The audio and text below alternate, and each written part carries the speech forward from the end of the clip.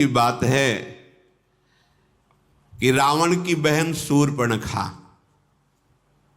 वो वहां भ्रमण करते हुए आई। पीछे जब सत्संग प्रारंभ हुआ था भगवान श्री राम के चरित्र का, तब आया था विश्रवा को कुबेर जी ने सेवा में 3 नौ युवतियां जो मायामयी और बहुत सुंदर थी, एक पुष्पोत्कटा और मालिनी और राका।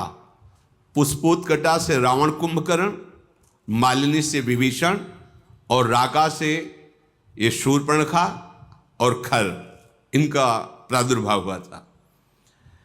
विश्रवा जी पुलस्त जी के ही अंश से प्रकट हुए थे।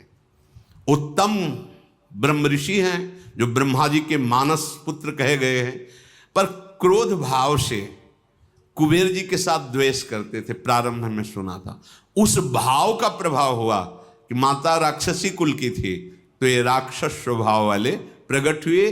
पर बड़ी विचित्र लीला, उनमें से विभीषण जी भगवान के परम भक्त। तो ये बहन ही हुई, पिता एक ही है और माता अलग अलग है।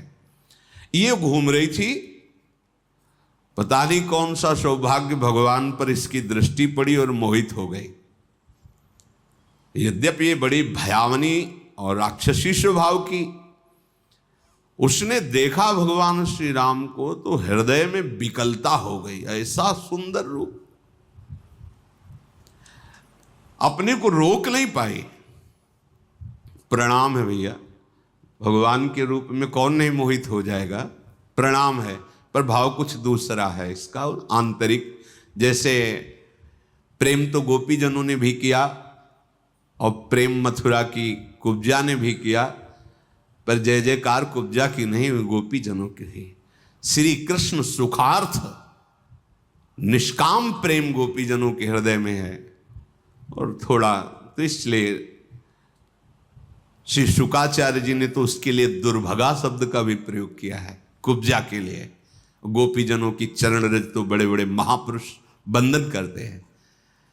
प्रभु के रूप को देखकर एक कामाशक्त हो गई, वैसे फिर भी प्रणाम करने लगा योग्य है।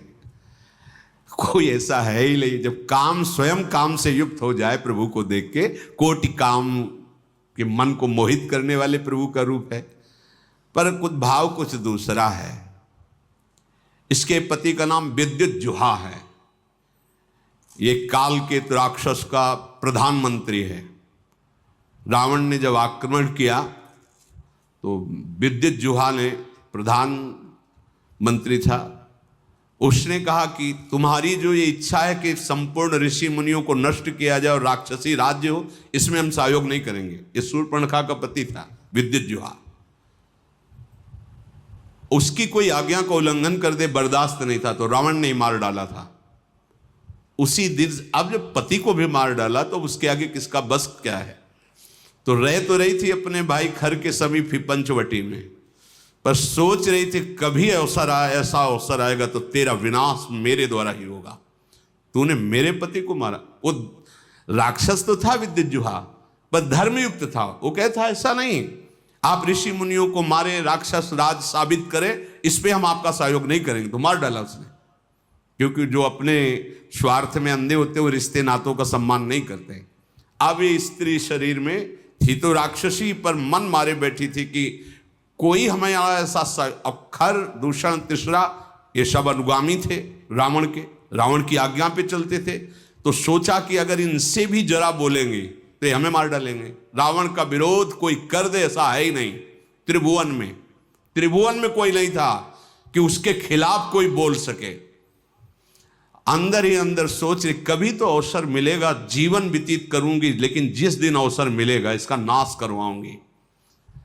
आज अजान बाहु भगवान को देखकर उसको और सुना था कि इन्होंने ही शुभाहो आदि काम, मारीच को एक बाण मारा था तो बिना फण का 400 कोस दूर गिरा था, 100 योजन दूर गिरा था। ताड़का का वध किया, विराध का वध किया। उसको पता था, समझ गई कि कोई साधारण बलि ताड़का को नहीं मार सकता था, शुभाह को नहीं मार सकता था, विराध को नहीं मार सकता था, इसका मतलब ये महाबली हैं, एक बार इनसे मिल के देखती हैं। तो प्रभु से कह रही तुम सम पुरुष, क्योंकि आपने भी निश्चय किया है निश्चरहीन मह करूं भुज उठाए प्रणकीन, और मेरा भी आंतरिक निश्चय है कि इसको बर्बाद करके छोड़ूंगी जिसने हमारे सुहाग को उजाड़ा है। पर बोल नहीं सकती थी। सुंदर रूप धारण किया और भगवान के सामने गई और मुस्कुरा कर बोली तुम सम पुरुष नमो सम नारी, यह संजोग विधि रचा बिचारी। आपके जैसा पुरुष नहीं, मेरी जैसी नारी नहीं, बड़ा सुंदर संजोग है, स्वीकार कर लो महाराज। मम अनुरूप पुरुष जग माही, देखूं खोजी लोक तिहु नाही, ताते अब लगी रहूं कुमारी, मनुमाना कछु तुम्हीं निहारी। मेरे लायक तो आप ही हो, तीनों लोक में कोई नहीं है मेरी जोड़ का कि रावण का विनाश का संकल्प कर सके। आपने भी किया है और मैंने भी किया है, बड़ी गूढ़ भाषा है। वैसे अब तक मैं कुमारी हूं, किसी का वरण नहीं किया, आप हमें स्वीकार कर लीजिए। तुमको देखकर मन मान गया है। भगवान सीता जी की तरफ देखे मुस्कुरा दिए। सीत ही चित ही कही प्रभु बाता, जैसे तुम कुमारी हो लो, आहै कुमार मोर लघु भ्राता। हमारे पास तो सीता जी है, ये कुमार हमारे लघु भ्राता लखनलाल, इनके पास जाओ, इनसे बात करो।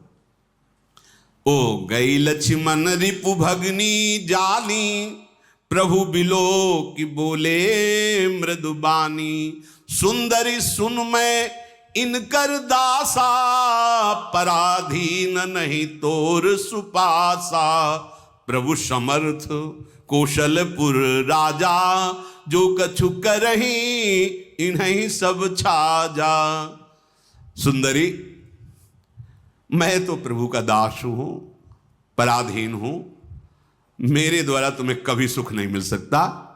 एक कौशल नरेश भगवान श्री राम हैं, इनको सब कुछ फबता है। आप इन्हीं की चरण शरण में जाएं, क्योंकि सिद्धांत है सेवक सुख चाह मान भिखारी, व्यसनी धन शुभ गति व्यभिचारी। लोभी जसु चाह चार गुमानी, नभ दुहि दूध चहत ये प्राणी। सेवक होकर के अपने सुख की चाह करे, भिक्षुक धर्म स्वीकार करके सम्मान की चाह करे, जुआ शराब व्यभिचार करने वाला धन और शुभ गति चाहे, कभी नहीं प्राप्त हो सकता। लोभी पुरुष अपना यश चाहे, अभिमानी पुरुष अर्थ धर्म काम मोक्ष चाहे, ये सब प्राणी आकाश को दूह कर दूध लेना चाहते हैं, अर्थात असंभव को संभव करना चाहते हैं। वो प्रभु के पास गए, प्रभु ने फिर लक्ष्मण जी के पास दे, लक्ष्मण जी ने फिर प्रभु के पास भेजा, प्रभु ने फिर लक्ष्मण जी के पास भेजा। लक्ष्मण जी ने कहा कि तुमको वही भरेगा जिसके एक इतनी भी लज्जा नहीं होगी। लक्ष्मण जी ने कहा, लक्ष्मण कहा तोई सो बरई, जो तृण तोरी लाज परिहरई। जिसने तृण तोड़ कर लाज का त्याग कर दिया, तेरी जैसे को वही वरण करेगा। अब तो सुंदर रूप त्याग कर आ गई शूर्पणखा के रूप में, भयानक रूप। तब खिसियानी राम पही गई, रूप भयंकर प्रगटत भई। सीत ही सभय देखी रघुराई, कहा अनुज सन शयन बुझाई। सीता जी को भयभीत देखकर भगवान ने पीछे किया सीता जी को, लक्ष्मण से कहा हिसाब कर दो इसका। नाक कान काट लिए।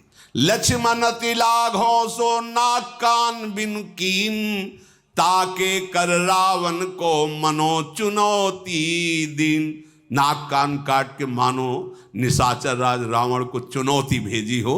लक्ष्मण जी ने शूर्पणखा को नाक कान रहित कर दिया।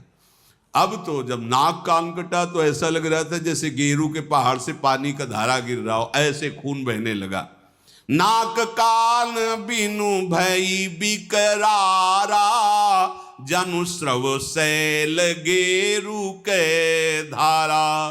खर दूषण पही गई बिल पाता, धिग धिग तव पौरुष बल भ्राता। नाक का वैसे विकराल थी, जब नाक कान कटा तो लाल लाल खून बह रहा और विकराल रूप हो गया। अब अवसर ढूंढा, अब विनाश का कार्य शुरू करूंगी। गई खरदूषण के पास और कहा, तू भाई है, बड़े बलवान बनते हो तुम, राक्षस राज बनते हो, देखो तुम्हारी बहन का नाक कान काट, तुम्हारे बल को धिक्कार है। तो किसने किया है? तब समझाकर बताया, पास में आए हैं एक राजकुमार जिनके साथ बहुत सुंदर स्त्री और दूसरे राजकुमार गोरे और इतने बलशाली कि तुम उनके सामने कुछ नहीं हो। देखो तुम्हारी बहन का नाक कान काट लिया।